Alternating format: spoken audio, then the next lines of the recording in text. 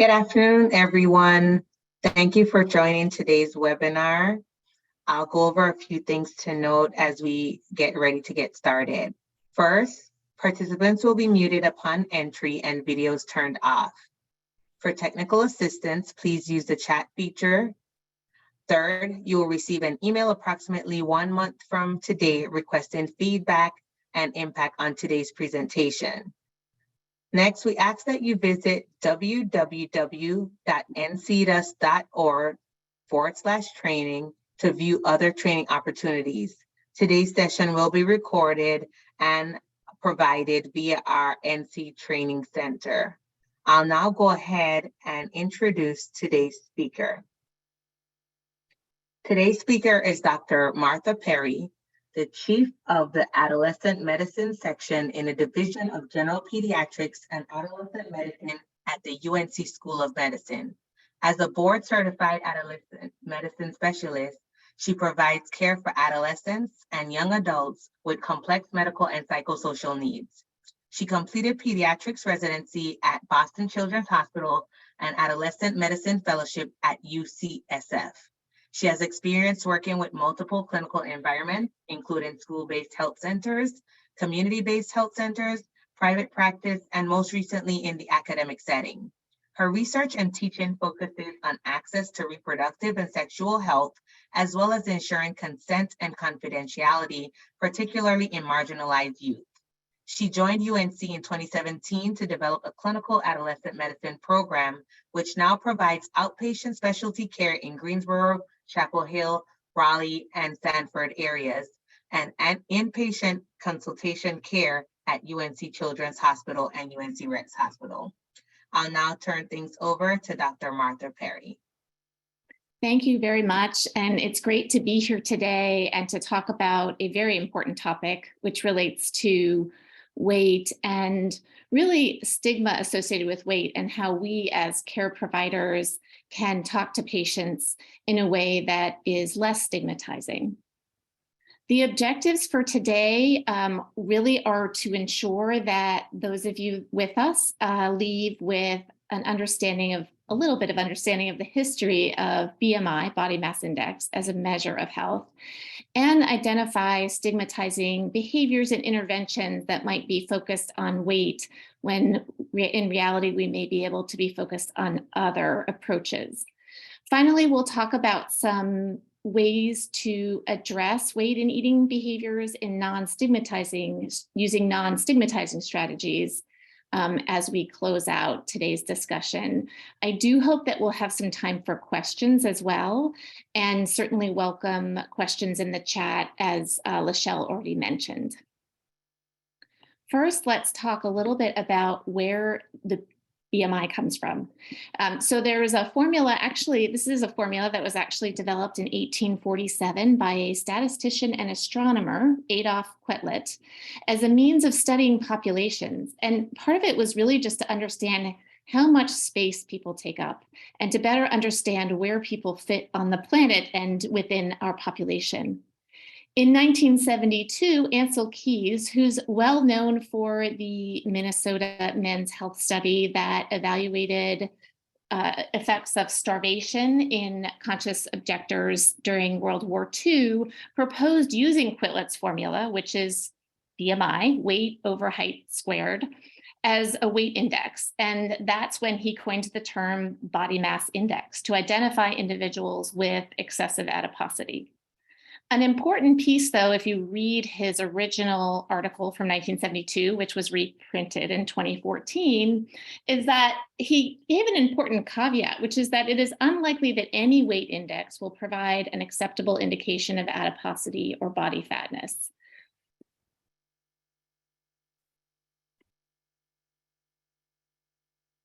The weight indices were originally used for life insurance assessment and published as a means of determining both acceptability for life insurance and rates of life insurance. And Keys really criticized this use of weight and some other weight indices that were less accurate, stating that they really weren't an assessment of fatness or health risk. He proposed at that time using body mass index, but it wasn't really until the 1990s when the World Health Organization shifted to body mass index that his work was taken into account and used differently. And that's when, around 1995, categories were determined by an expert panel classifying individuals based on BMI as underweight, normal weight, overweight, and obese. And literally overnight, people that hadn't previously been considered overweight or obese were suddenly classified as such. And we began as a society really emphasizing weight even more than we had prior to the 1990s, emphasizing weight as a sign of health, and being overweight or underweight as being a sign of health. It began to be used to categorize and define degree of adiposity. And typically, in adults anyway, a BMI of greater than 30 kilogram per meter squared was defined as obese or defined as obesity. It really ignores as a tool the complexity of weight gain, such as overall body composition, as well as location of adipose tissue. For example, there are more health risks associated with adipose tissue that is abdominal as opposed to other parts of the body. The medical establishment now, of which I am a part, widely promotes the association between obesity and multiple medical problems, although there are confounders and bias that suggest more complexity. And in fact, while we know that modest weight loss appears to reduce mortality when there are comorbidities such as diabetes or hypertension or high cholesterol, that is not true in healthy individuals who are defined as overweight. And in fact, it may be harmful for those individuals to attempt weight loss when they don't have existing comorbidities. And we're going to explore that more as we go. One of the really important recent studies was in 2016, where Tamiyama and colleagues examined NHANES data from 2005 to 2012 and revealed that more than 74 million individuals would be misclassified if we relied solely on BMI to determine their overall health status.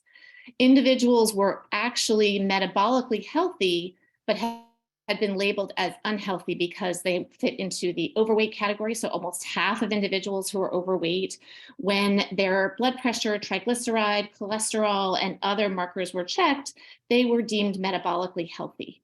And therefore, if we use BMI solely as a tool to identify individuals as healthy or unhealthy, we are misclassifying half of overweight individuals. We're misclassifying almost a third of obese individuals and 16% of obese individuals who fit into type 3 or 2 categories, which are considered the higher range of obese in those categories. And then what's really important is that 30% of what would be considered normal weight individuals were metabolically unhealthy. So this team really proposed that we need to start thinking about more accurate markers of health. Those might include physical activity, cardiorespiratory fitness, waist circumference, body composition, and other biomarkers as the ones that they used, such as blood pressure, triglyceride, cholesterol, glucose, insulin resistance, and C-reactive protein. What that leads me to is the important piece of weight stigma. That's defined as negative attitudes and beliefs that devalue people based on their weight status, resulting in labeling, stereotype, and discrimination. We know that stigma in a variety of different ways, whether it's weight-based or race-based or gender-based, has an impact on individuals' psychological and physiological health. But there is still a lot to learn about the impact of stigma on weight. And despite genetic, biologic, and environmental drivers of weight regulation, there's a public perception and even policies in existence that emphasize personal responsibility for weight and associate overweight and obesity with individual behaviors as opposed to those genetic, biologic, and environmental drivers. In fact, about 40 to 50% of adults who are categorized according to BMI as overweight or obese report internalized weight bias. They have negative feelings towards themselves based on their weight because of some of these attitudes that are pervasive in our society. And 71% of US adolescents report being bullied about their weight in the past year. In addition, many of you, I'm sure, have seen that weight stigma is quite prominent on social media. It was already there, but with COVID-19, it skyrocketed. Everywhere you looked, you saw that hashtag quarantine15, and you started to see increasing numbers of videos and increasing advertisements for quick fixes and dramatic before and after photos to deal with that quarantine 15. There is a documented relationship between social media and disordered eating behaviors, and this became worse as we entered the pandemic and continues to be problematic as individuals look for those quick fixes and see those dramatic before and after photos, wishing that they too could have such results. Oftentimes, again, those are false advertising and photos that have been airbrushed or in some way doctored to reflect a false result. In addition, we have an increased likelihood of online weight-based bullying. Individuals are much more likely to express themselves through online means when there's more anonymity associated. And when analyzing comments made on Twitter and other social media platforms, there's unfortunately quite a bit of weight shaming that occurs more substantially, unfortunately, than weight positive feedback that occurs on social media. I'll talk a little bit more about some ways to find positive sources of social media, which do exist, and it's important to point out that there are both positive and negative aspects of social media that overall contribute to body image. Another really important piece is the social media algorithms that really focus on individuals' searches and identify sources to promote for those individuals that may not necessarily reflect those individuals' needs. So teenagers may be exposed to more weight loss promotion and may have decreased exposure to body positive influencers because of their searches on Google or their searches on Instagram or other social media platforms. There's probably many more than I'm mentioning because I'm starting to feel old and not know all of those platforms as well. I will say that myself, being on Instagram for my job and to monitor my now young adult and teenage children, I find that I get frequent advertisements for how to lose weight during menopause, which fits. I'm in my 50s, and so I'm getting all these advertisements about ways in which I can improve my eating habits and lose weight due to weight gain associated with menopause. Well, there's metabolic and important reasons for gaining that weight, so I really would rather not have those advertisements.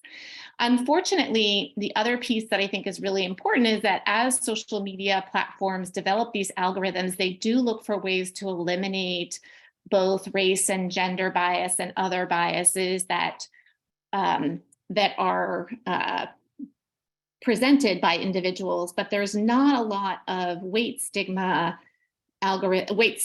in the algorithms currently to prevent folks from posting things that are particularly stigmatizing and negative. So when we think about the impact of weight stigma and discrimination, what we know is that with any form of stigma, as I mentioned before, an individual is under chronic stress, and this can result in really significant worsening of psychological well-being. About 30 to 40% of impaired psychological well-being is attributed to weight discrimination. So not related to the individual's body image or the weight themselves, but related to their experience of weight stigma and experiencing discrimination based on their weight. This results in depressed mood, low self-esteem, increased risk of substance use, ways to escape and to cope with significant stigma they're experiencing in their everyday life. Sometimes it can result in exercise avoidance as individuals feel some degree of shame or feel embarrassed if something has occurred in the gym or in other environments. It can result in a delay in seeking healthcare, and I'll talk a little bit more about that. I'll show you a little bit about disordered eating behaviors and the increase that we see there. And unfortunately, at a transition from overweight to obese. So what we see is individuals may have some weight gain. We naturally gain weight throughout our life. It's normal part of the process. individuals may experience weight stigma, some who are in what would be categorized as normal weight, some who are categorized as overweight or in larger bodies. I really prefer to use terms other than overweight or obese. And so I will try to use mainly terms such as larger bodies, smaller bodies, but try to not categorize bodies at all by size. However, a lot of the work that I'm reviewing today does refer to weight using words such as obesity or overweight. And so you will notice me using those from time to time based on how things were described in the literature that I reviewed in preparation for today. So as you see, we have this cycle where individuals experience weight stigma. This causes chronic stress. This sometimes can lead to, or frequently can lead to, disordered eating behaviors, particularly binge eating. This may result in weight gain. This may result in further weight stigma, and we get stuck in a cycle.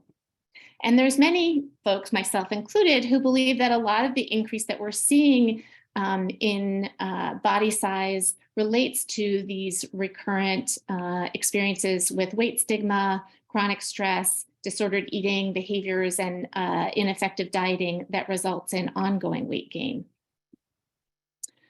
It's important also to understand the physiologic harm that we see with individuals who experience weight stigma and weight discrimination. We know that increased inflammatory markers are associated with discrimination. In fact, individuals had a higher CRP when they were in a BMI of around 30 when they reported weight discrimination. What's interesting is that we see that in individuals in the range between 25 to 30, which is called, depending on what resource you're looking at, it's called overweight or pre-obese or different elevated BMI, different categorizations. But what's interesting is that those individuals in particular are labeled, when labeled or experience weight stigma or weight discrimination, have a higher likelihood of experiencing increased inflammatory markers, which ultimately is going to cause damage to their cardiovascular system and increase their risk for a variety of problems, including hypertension, hyperglycemia or diabetes, insulin resistance, which then can lead to diabetes, and hyperlipidemia. There's in fact a randomized controlled trial where individuals were exposed to stigmatizing comments and then subsequently had measured levels of cortisol as well as other factors such as blood pressure, and those were noted to increase when exposed to those stigmatizing comments. There's multiple studies that suggest this perceived weight discrimination is associated with glucose dysregulation and chronic inflammation that leads to a lot of the complications that are attributed to obesity or attributed to being in larger bodies. And so what I will say is I'm not saying that being in a larger body doesn't cause or contribute in some way to the comorbidities that we're seeing, but it gets over-attributed. A good example is the combined pooling of data with the MIDAS study, Midlife in the United States, and the Health and Retirement study, where individuals were interviewed about weight discrimination and evaluated over time. And what they saw was that weight discrimination was associated with 60% mortality risk when controlling for other physical and psychological risk factors, meaning that a large majority of those who were in larger bodies and experienced weight discrimination had a higher mortality risk than individuals who did not experience that, who were also in larger bodies. This risk, interestingly, was higher than most other forms of discrimination, including race and gender. It was very similar to individuals who experienced discrimination related to physical disability. And what's interesting is that there has been some debate and suggestion that obesity be labeled as a physical disability or as some kind of disability. And part of that is because the concern is that individuals don't have access to the care or rights that they need to, or that they have experienced discrimination without as much recourse as other individuals who are labeled as disabled. However, there's a good amount of suggestion that individuals labeled as disabled experience discrimination, and that further labeling individuals who are in larger bodies as disabled or labeling them in other ways may unfortunately cause further stigma and further discrimination. Weight stigma in healthcare is something I want to spend a little bit of time focusing on. In the UK, about 88% of people reported weight-based stigma occurring when they saw their medical provider. 42% felt uncomfortable discussing weight with their doctor, and only a third really, reported being treated with dignity and respect by their doctor when seeking help for their weight. Physicians are the second most common source of weight stigma when individuals are evaluated in a variety of different ways and share where they experience the most stigma. Unfortunately, number one is typically family, but number two are physicians. Physicians report a lack of training and low confidence in nutrition knowledge and typically spend maybe 2 to 3 minutes per visit maximum on nutrition counseling. This was actually seen in several studies, one looking at cardiologists and one looking at cardiologists and internal medicine physicians. Only about a quarter of medical schools offer the recommended 25 hours of nutrition training. I think I got 4 hours when I was in medical school, maybe less. It might have just been an hour lecture.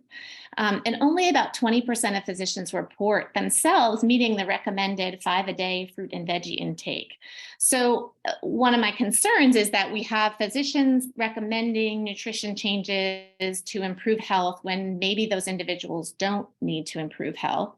And those physicians themselves may not be able to follow those recommended daily routines to a degree that they're recommending to their patients. Also, we see that referral rates to dietitians, particularly among adult providers, are very low, and particularly among cardiologists. Certainly, we know that there's some weight stigma that occurs with dietitians as well. It is lower, however, than other healthcare providers. And so certainly I would, and certainly given the level of training related to nutrition, I would certainly rather, if there's a significant nutrition issue, that dietitians be involved. And from an evidence-based perspective, as we think about things like eating disorders, that's certainly a critical part of individuals' overall care.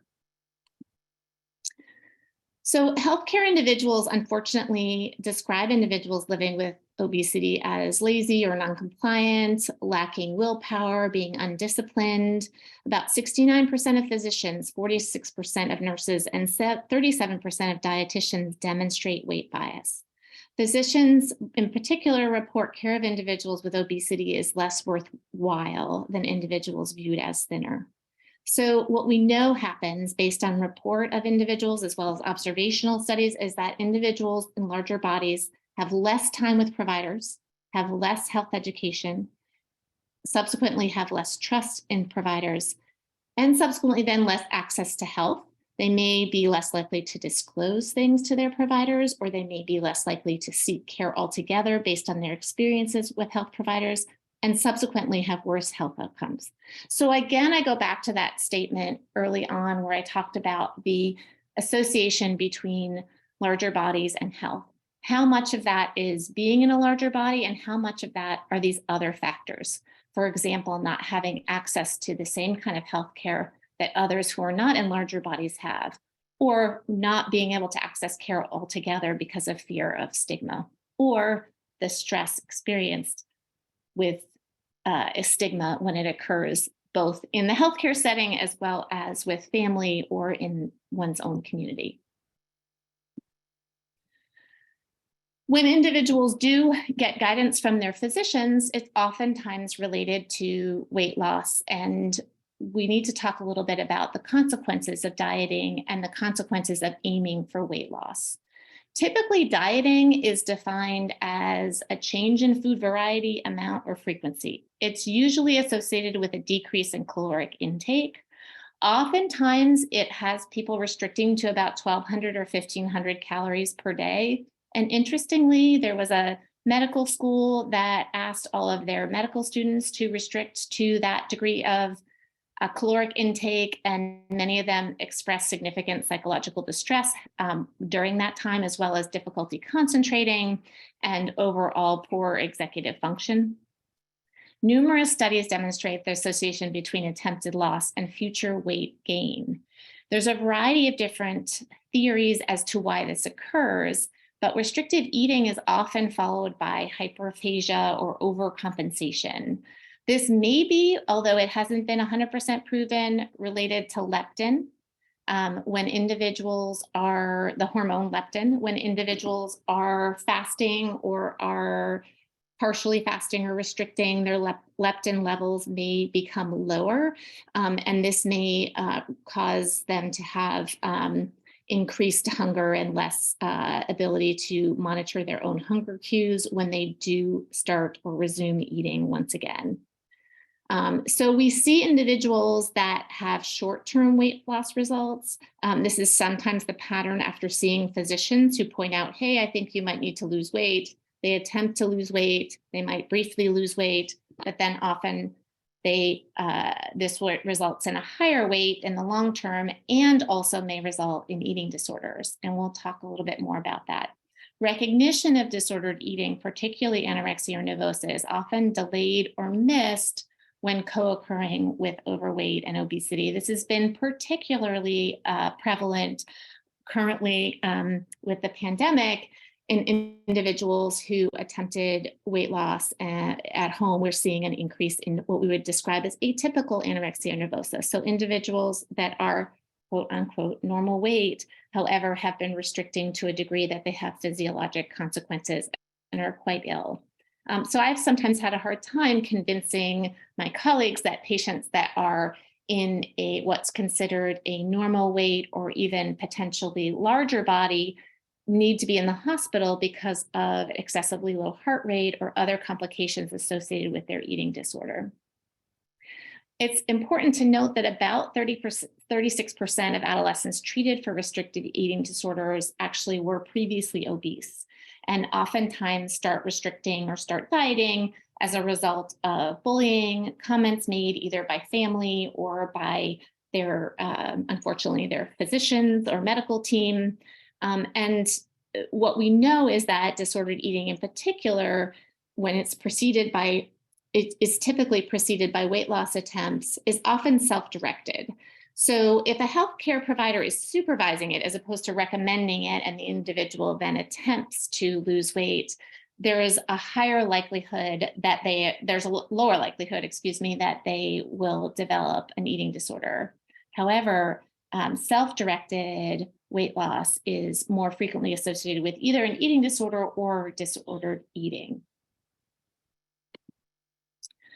This is a study done in South Australia, where they do a very good job of monitoring and treating eating disorders. And what's important to highlight here is the trend.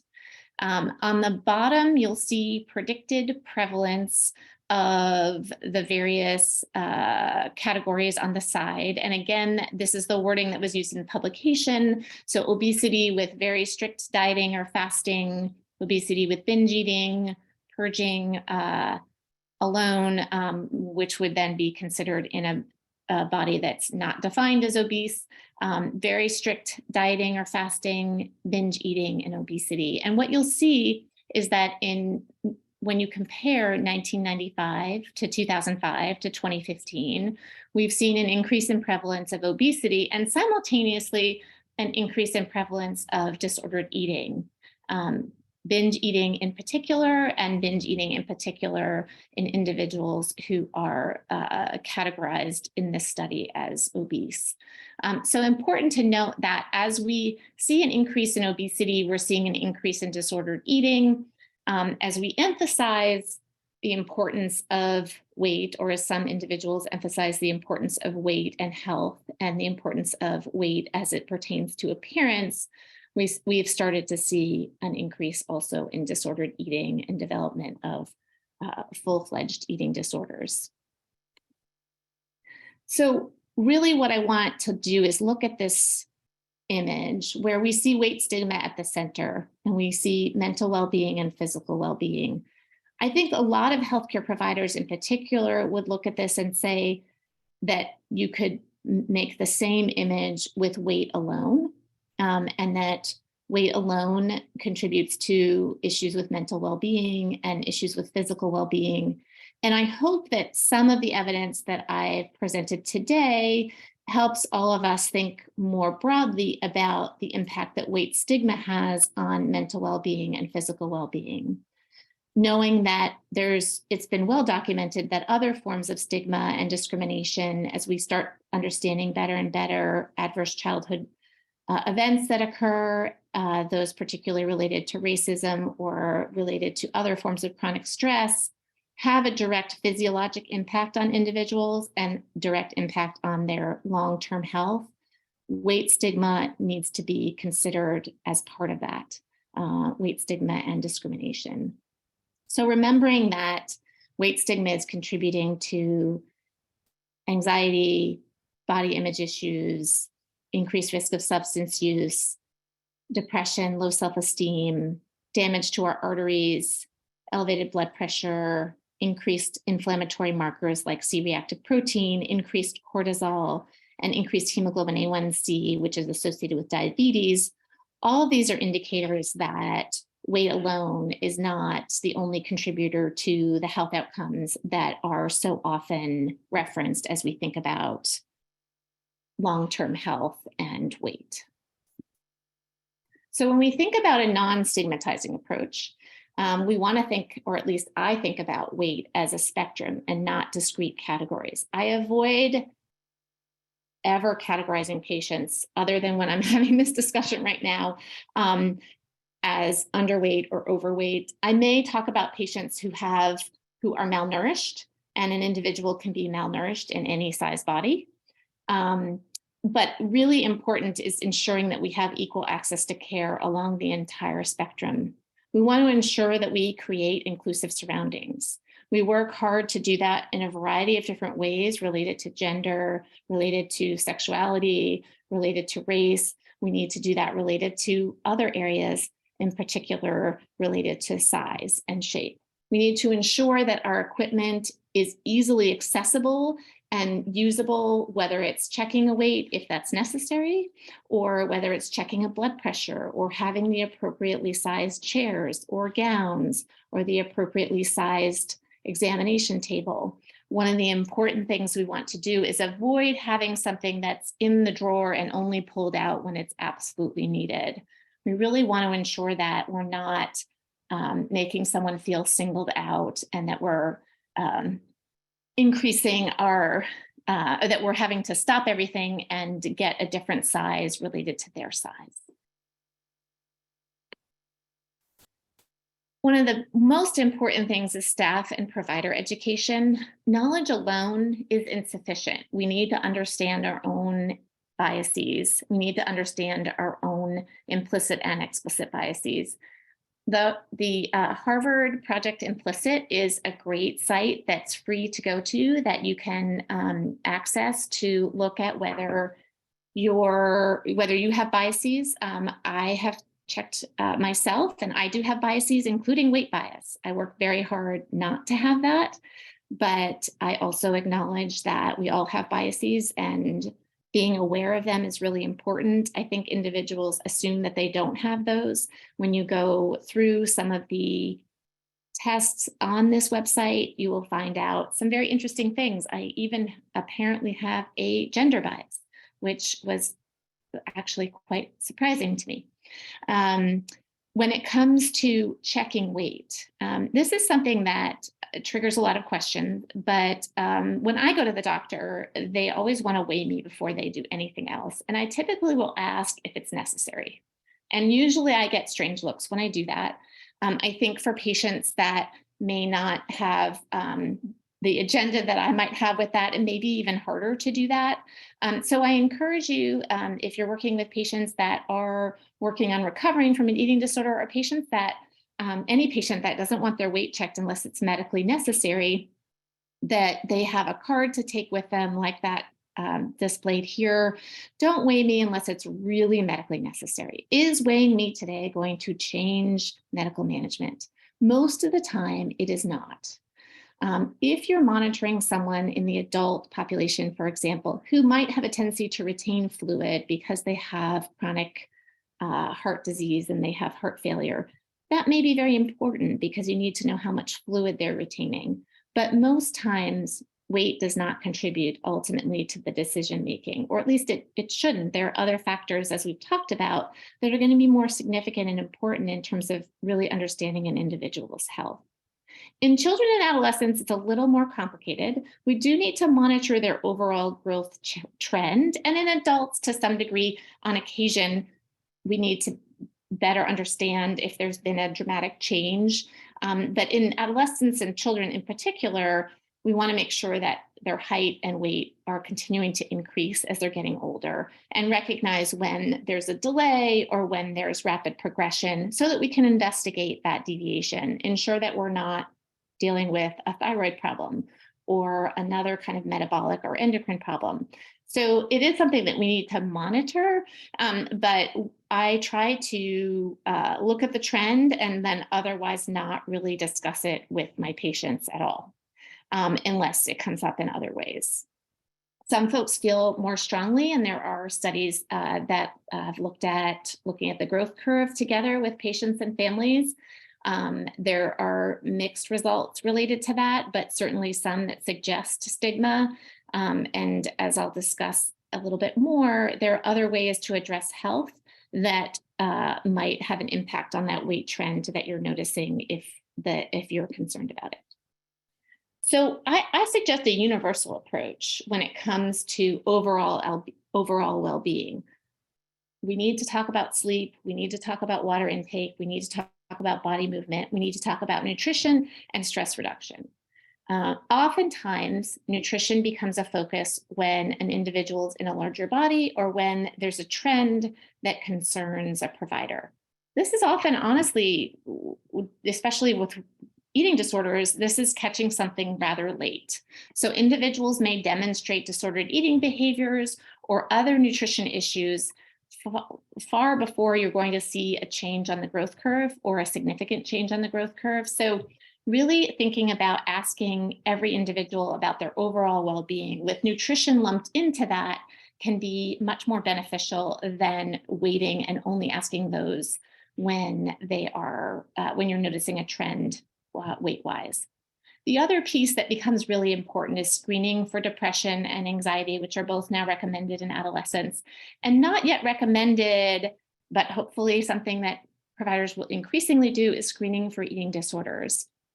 There are multiple times when we see patients who presented with symptoms of an eating disorder well before, as I mentioned, they presented with behaviors of an eating disorder well before they present with symptoms of an eating disorder. And the earlier we intervene with eating disorders, the better the long-term outcome. I do know that the SCOFF, which is validated in adults, is available through NSEED and something that could be considered with adults, as well as could be trialed and considered for use in teenagers as well. Counseling all patients regarding social media pitfalls and risks associated with dieting is really important. It's probably not going to make a dent in the amount of social media that gets pummeled their way, but still important to point out to parents, patients as well, that their children or themselves are being bombarded with social media images or advertising that's promoting a diet industry, partly to make money and partly because of some of the fat phobia that does exist within our society. There's some body positive social media and online resources that I refer patients to. I've listed 2 websites here that individuals could go to. I really would want you to explore these websites yourself and decide what you feel comfortable with recommending to your patients or clients, but wanted to share with you somewhere that you can go to where there's lists providing additional information for body positive focused media. When I'm talking about overall well-being with patients, I'll say, as your provider, I want to support you in any way possible to live long and prosper, to do all the things that you want to do. While there are many things we can't control, we can talk about forms of self-care that might be beneficial to you. This typically includes sleep, water intake, body movement, nutrition, and stress reduction. What areas of self-care would you like to talk about today? This puts it in the patient's court in terms of what's going to be important to them and setting a goal or talking about an area that would be beneficial to them, and doesn't make it only about weight. It doesn't make it only about sleep. They can decide if there's an area that they want to talk to. Sometimes my patients say, I want to talk about all of it. Sometimes my patients say, I don't want to talk about any of it. And either way, that's okay. Ultimately, it's up to them. I also think, though, in this statement, a really important part of this is acknowledging that there's things we can't control. So often, individuals living in larger bodies who are identified as obese feel like others view them as being in more control than they are. And so acknowledging that there's a lack of control on many factors, genetic, biologic, environmental, becomes really important in talking to patients about their overall well-being and self-care. Well, what do you do when a patient asks about weight? So typically, I don't bring weight up. I talk about well-being as a whole. If I'm seeing a patient for an eating disorder, I do talk about weight. That's a whole different conversation. But in general, if I'm seeing a patient for a variety of different concerns or seeing them for a well visit, I really am focused on well-being, asking about all those different factors that I mentioned. If someone asks me about their weight, or a parent of a teenager asks me about their child's weight, I'll ask them first, well, tell me what makes you concerned about weight, and find out what it might be. And then I'll respond, sounds like you are concerned about weight and the risk of developing diabetes. There are many factors that can increase risk of diabetes, some that we can control, some that we can't. I'm glad you're concerned about your health and want to prevent health problems like diabetes. Rather than talking about weight, can we talk about ways to reduce the risk of diabetes? And then I'll talk a little bit about why focusing on weight might be detrimental. I'll talk a little bit about the fact that attempts to lose weight and a focus on weight loss ultimately can lead to weight gain later, or can lead to eating disorders, or both. And that really we want to focus on overall wellness, taking good care of our bodies as best we can. When patients are still pushing and they want to still talk about weight, or they want to still talk about nutrition, oftentimes I'll review a 24-hour recall and discuss some basic nutrition guidance. This might be related to fruits and vegetables, or it might be related to whole grains, or might be related to water versus sugar sweetened beverages. And again, I'll talk about it from a health perspective. For example, when it comes to talking about fluid intake, I'll talk about avoiding sugar sweetened beverages, not necessarily because of how it affects weight, although it can, but more so in terms of also how it affects teeth. And so remembering that some of the things that we avoid, that we consider less nutritious, are foods that have impacts beyond just weight. If the patient wants additional guidance, I really would encourage folks to consider referring to a body positive dietitian, and knowing who's in your area and who's body positive is really important. I've certainly had mostly good luck, but occasionally I've had some patients, even with eating disorders, who are matched with a dietitian that's very focused on body size and shape, which we really want to try to de-emphasize and focus more on overall nutrition and well-being. One thing that I found very interesting as I reviewed and prepared for this lecture is that patients actually like when their providers share their own challenges and solutions and acknowledge their own vulnerability. So keep it real, share your own challenges and solutions. I often talk about this related to water, because I know drinking water is really important and I'm terrible at it. And I acknowledge that with patients, and we laugh about it, and we talk about holding each other accountable, which I think sometimes is a really important part of gaining that trusting relationship. And then again, we want to re-emphasize well-being.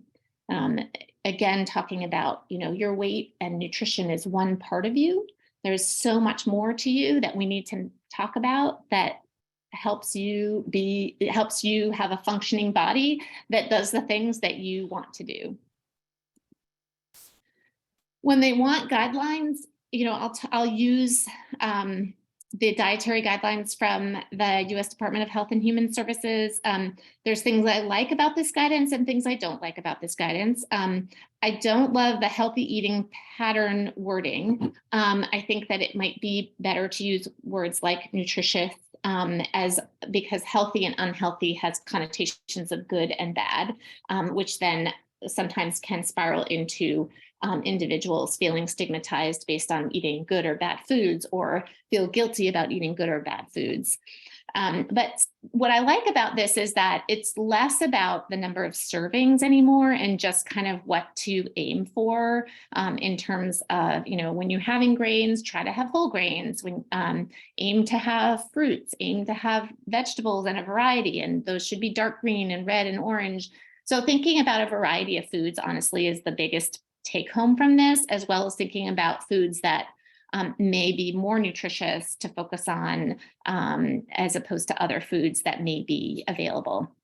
One of the things that comes up a lot is availability of food and food insecurity. And certainly we know that chronic stress, as we talked about, contributes to overall health issues, and certainly social determinants of health, and food insecurity being one of those, is a major contributor.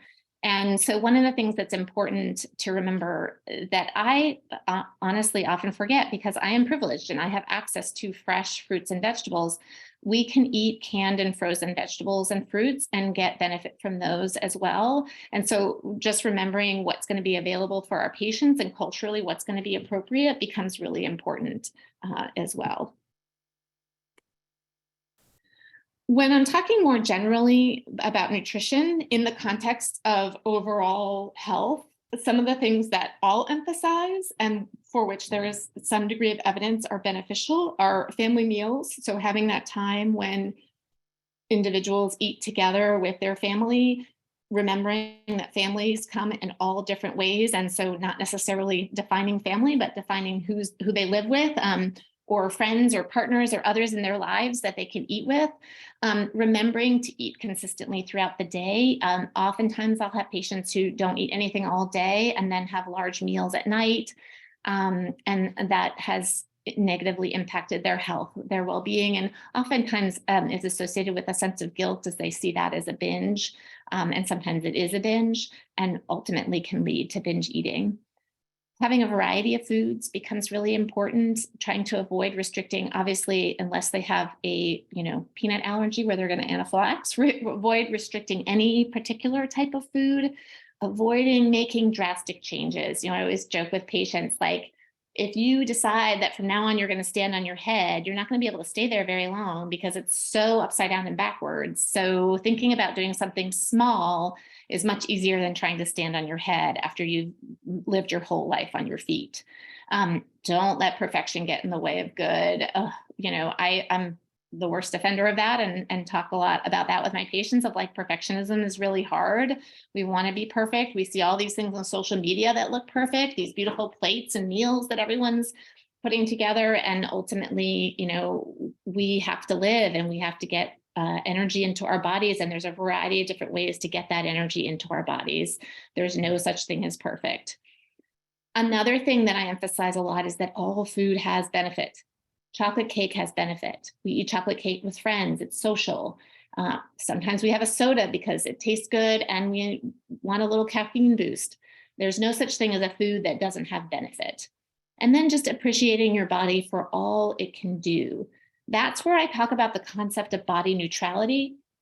I use that often with my patients who are experiencing gender dysphoria and are really uncomfortable in the body that they're living in, and can't necessarily proceed yet to make changes that they may need to make in the future. So we talk about other things that their body is good for. They have legs that give them the ability to walk and run, arms that make them able to lift and hug, hands that give us the ability to grasp or grab, and then a face that gives me the ability to see and taste, or ears that give me the ability to hear.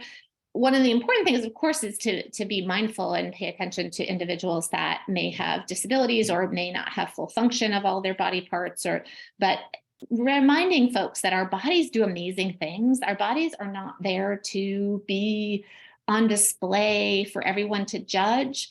Our value doesn't come from our size and our shape. Our value comes from the things we do. And then taking that strength-based approach with patients can really help them identify those strengths and help them refocus from thinking about that body and that body size to all that they can do currently and maybe some things that they want to do in the future. Finally, choosing our words becomes very important, especially in your electronic health record. We know that patients see obesity and morbid obesity and adiposity as very stigmatizing. And now that patients have access to medical records, as they can see their problem lists in their electronic health record, for example, or diagnoses, or they get a printout with their diagnoses on it, or get explanation of benefits with their diagnoses on it, as much as we can avoid using more stigmatizing words in that context, because that becomes really important. Thinking about using words like larger or smaller bodies, elevated BMI, elevated weight for height, weight increasing faster than height. Many individuals prefer fat or fatness as a description for larger bodies. I, again, as I mentioned, try to avoid referring to size at all and really refer to overall well-being, and the well-being part of that being nutrition. So like, do they eat consistently 3 or more meals a day? Are they drinking water? Do they get some fruits and vegetables here or there? So if I'm documenting what the eating patterns might be or what their nutrition status might be, I'm more likely to document that. And then more likely to document if there is elevated cholesterol or elevated blood sugars or other things that I'll identify through the biomarkers, which are meaningful and more meaningful than the BMI that we're using to overall, unfortunately, label patients, often inappropriately related to their health. So I wanted to give time for questions. I can see Q&A and chat going, and really welcome discourse and discussion. This is a difficult topic to cover in an hour and difficult to ensure that we allow time for questions. So I tried to touch on various elements. I didn't cover much related to some of the differences that we see related to race or gender when it comes to weight stigma. And I think that would be a great future topic for us to consider for NSEED. But at this time, I'd like to pause and just welcome questions and comments and go from there. Hi, Dr. Perry. So let me just give folks a little bit of next steps. So I'm going to read the questions that you've presented to Dr. Perry, questions that we're unable to get to. As you know, we have 6 minutes left before we wrap up this webinar session. We will send those to Dr. Perry via email. She'll take some time to respond to those, and then we'll get those sent out to you over the next few weeks. We will also have slides sent out to you at the end of the presentation, so you'll have those for your records.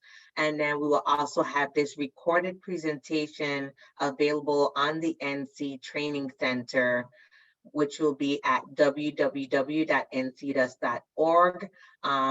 within the next month. I'll go ahead and start reading some of the questions that have been posed.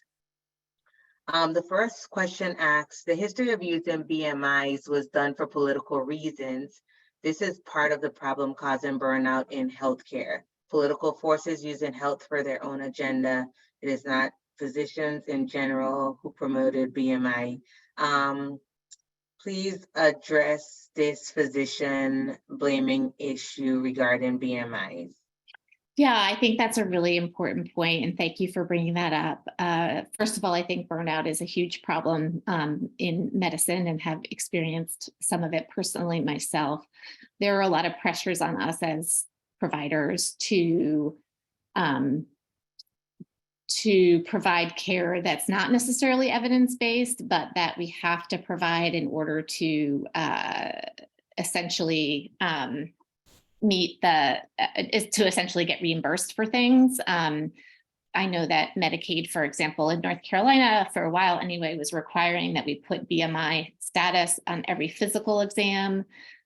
So absolutely, there's a large political agenda. I'm going to avoid commenting on it only because as an individual who represents a public institution, I need to be cautious and careful, but we'll acknowledge that there are pressures that are put on physicians to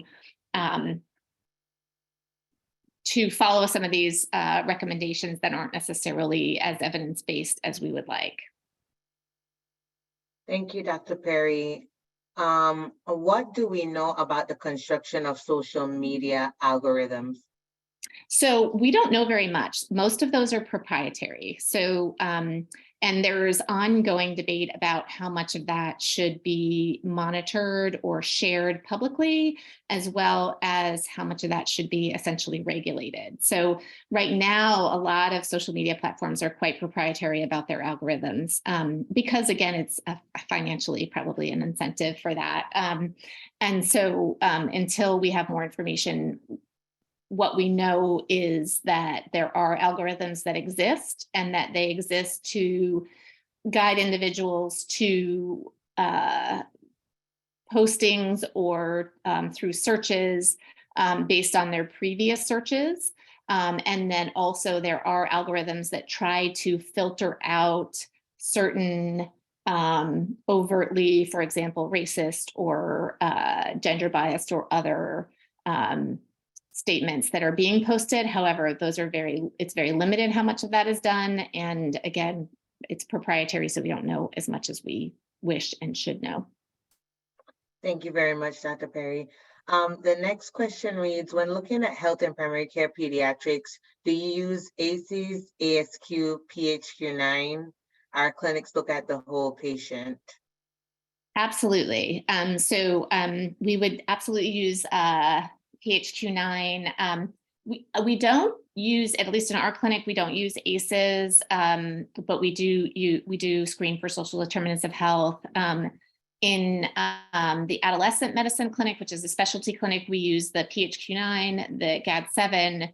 We use the SCOFF or the EAT26 as an eating disorder screener, and we use the CRAFT also for substance use screening. I hope that answers that question. But I do think it's important as much as possible to use validated screeners and also to ensure that adolescents in particular have confidential time to answer those questions. Thank you. The next question asks, what is CRP? That CRP, thank you, is C-reactive protein, which is an inflammatory marker. So if someone is in a state of inflammation, their CRP will be elevated. That might happen if they have an infection, but it also happens in individuals who are under even chronic stress, and having chronically elevated CRP or being chronically inflamed causes damage to our vascular system and other organ systems. Thank you. Is increased CRP a result of discrimination or a function of the higher BMI? So what we know is that individuals may have a higher CRP associated with an elevated BMI. We don't know that the BMI is causing that. It could be related to other factors that are also associated with an elevated BMI.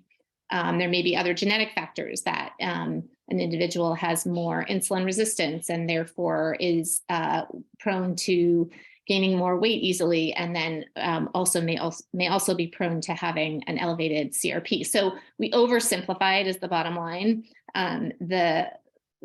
We really can't say that BMI causes an elevated CRP. We can say there's an association. There's also a very strong association with stigma, whether it's weight related or other forms of stigma, and elevated CRP.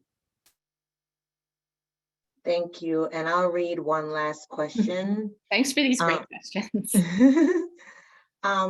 A lot of treatment plans for binge eating disorder are accompanied by weight loss goals and diet recommendations, which can further exacerbate binge eating and delay recovery. How can we overcome this or advocate for weight neutral approaches to BED treatment and recovery?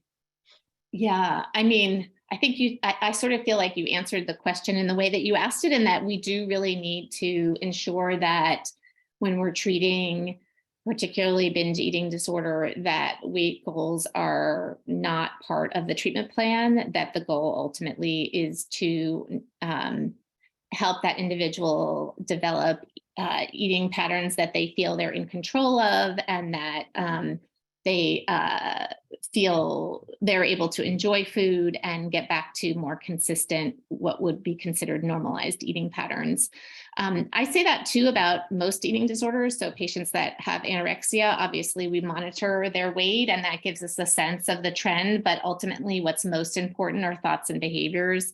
And so individuals that have any type of eating disorder, really better understanding their thoughts and behaviors around food and their thoughts and behaviors around their body tells us where they are overall in their stage of recovery.